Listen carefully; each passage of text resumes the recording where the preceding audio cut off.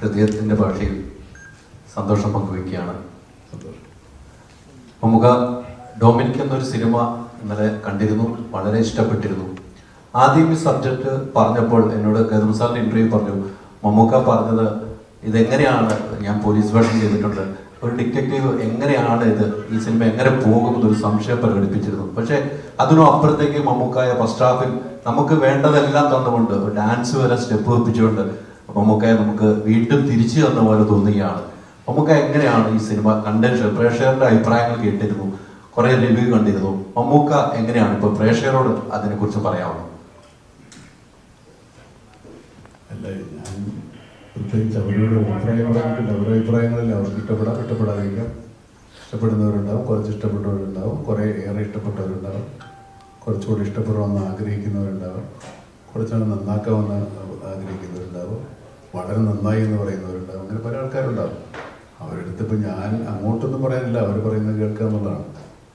ഈ സിനിമയെ സംബന്ധിച്ചിടത്തോളം ഈ പറയുന്ന ഒരു സോക്കോൾഡ് ഹീറോ ക്യാരക്ടറല്ല നമ്മൾ ചെയ്യുന്നത്. ഒന്നാമത് ഇയാൾ റിട്ടയർഡ് പോലീസ് ഓഫീസറാണ്. റിട്ടയർഡല്ല, എന്താ പറയുക, പിരിച്ചുവിടപ്പെട്ട ഒരാളാണ്. അപ്പോൾ അയാൾക്ക് അതിൻ്റേതായ ഒരു ബുദ്ധിമുട്ടുണ്ട്. പിന്നെ അയാളുടെ ഫാമിലി, അയാളുടെ പേഴ്സണൽ പ്രോബ്ലംസ്, അയാളൊരു ഡയബറ്റിക് പേഷ്യൻ്റാണ്. അപ്പോൾ ഈ ഫൈറ്റും കുസ്തിയൊക്കെ നമുക്ക് എല്ലാ ഹീറോയും ഒരേപോലെ ഫൈറ്റ് ചെയ്യണമെന്ന് പറയരുത്. എല്ലാ കഥാപാത്രങ്ങളും കുസ്തിക്കാരല്ലല്ലോ. ഇതിനകത്ത് ഡൊമിനിക് അങ്ങനെ ഒരു കുസ്തിക്കാരൊന്നുമല്ല. അയാൾ തൽക്കാലത്തേക്ക് ഒരു എന്താ പറയുക, ഒരു ജീവരക്ഷാർത്ഥമുള്ള ഫൈറ്റുകളൊക്കെ ഉണ്ടാവുള്ളൂ. അതുകൊണ്ടാണ് ഈ പടത്തിൽ ഫൈറ്റുകളൊക്കെ വളരെ ക്രിസ്പായിട്ടുള്ളത്. അല്ലെങ്കിൽ ഒരു 100 പേരൊക്കെ ഇടിച്ചു വീഴ്ത്തുന്ന നായകന്മാരുണ്ടല്ലോ ഇവിടെ. ഞാനും ചെയ്തിട്ടുണ്ടില്ലെന്നില്ല. പക്ഷെ ഇത് അങ്ങനത്തെ ഒരു കഥാപാത്രമല്ല. കുറച്ചുകൂടി റിയലിസ്റ്റിക് ആയിട്ട് കുറച്ചുകൂടി റൂട്ടഡ് ആകാൻ വേണ്ടിയാണ് കഥാപാത്രം അങ്ങനെ പറഞ്ഞത്. സാറ് പറഞ്ഞ് നമുക്ക് വേണം കുറച്ചുകൂടെ കൂട്ടാം, കുറച്ചുകൂടെ സ്വാഗ് ഉണ്ടാക്കാം. അത് വേണ്ടല്ലോ, നമ്മൾ സ്വാഗ് ഒരുപാട് ഉണ്ടായില്ലേ. അപ്പോൾ അതൊരു വ്യത്യസ്തമായ കഥാപാത്രം ആയിക്കോട്ടെ, ഒരു സാധാരണ മനുഷ്യനായിക്കോട്ടെ, സാധാരണ മനുഷ്യനെ കൊണ്ടാവുന്നതൊക്കെ ചെയ്യുന്ന ഒരാളായിക്കോട്ടെ എന്ന് വിചാരിച്ചിട്ടാണ് അങ്ങനെ ഉണ്ടായത്.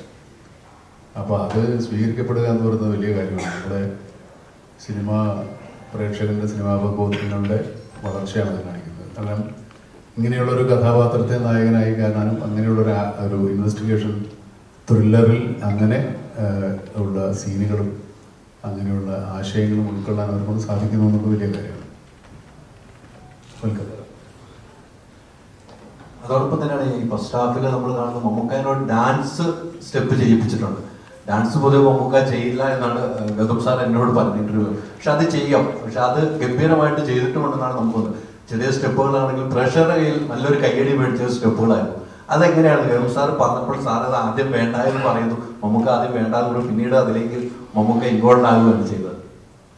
സ്വാഭാവികമായിട്ടും ഞാൻ ഈ ഡാൻസിനോട് അത്ര പരിചയമുള്ള ആളല്ല.